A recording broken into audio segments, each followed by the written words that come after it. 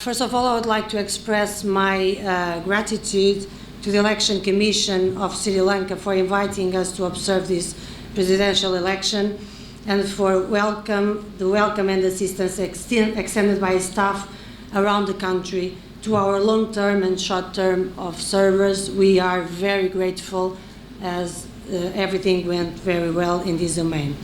I would also like to thank to all the political parties and candidates, the religious leaders, civil society representatives, security services and journalists who have generously set aside time to meet us and to answer to our many questions throughout this entire process that already started more than 1 month ago. You know that our mandate is to carry out an observation of the entire electoral process independently and in strict observance of the principles of neutrality, impartiality, and non-interference in any stage of the process. On election day, the mission observation strength was some 80 observers, including 30 long-term observers, 30 short-term observers.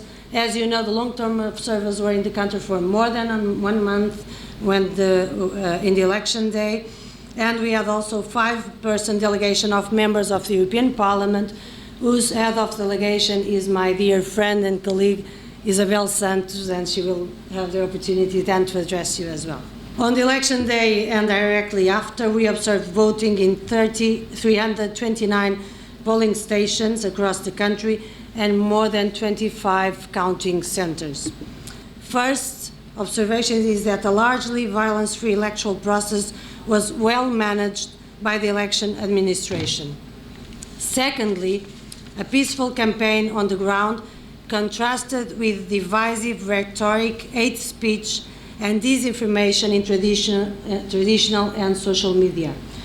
Thirdly, the absence of a campaign finance law and biased coverage of the election by both private and state media contributed to an uneven playing field. On the election day, I want to tell you that the election day was peaceful and orderly, with a few violent incidents reported, and the turnout, as you know, was high at some 83%. The EU observers reported positively on the voting process across the country. All electoral materials were available and polling officials performed well. However, in several polling stations, the position of the voting screen did not sufficiently protect the secrecy of the vote. Our observers assessed counting as well organized, transparent, and professional. Now moving to the legal framework. Overall, Sri Lanka's legal framework is adequate to conducting democratic elections in line with these international commitments, despite some gaps. Fundamental rights and freedoms are largely protected, but some restrictions in national law exceed the country's related international obligations. Limitations on campaign processions and on the dissemination of political messages during campaign periods conflict with the constitutional guarantees. The legal framework, for women's political participation in elections is lacking. However, some progress has been made on inclusivity for women in local government representation. The Election Commission's guidelines for the media and code of conduct for parties and candidates are positive elements in the legal framework, though they are largely voluntary in nature. Overall, the Election Commission has carried out its function in a credible and professional manner. Regular consultation with political parties, candidates, media, the civil society organizations, and the police improved the level of confidence in the institution. Technical aspects of the electoral process were well administered and key operational deadlines were met.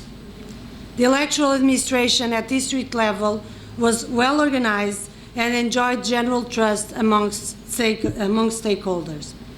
The Election Commission and civil society organizations conducted voter awareness activities in Sinhala, Tamil, and English, including tailor-made messages for persons with disabilities. And finally, on the Election Commission, however, the Commission could have been more proactive and broader reaching on the crucial issue of explaining the marking of the voting preferences. And these are our main findings in a short way to this topic.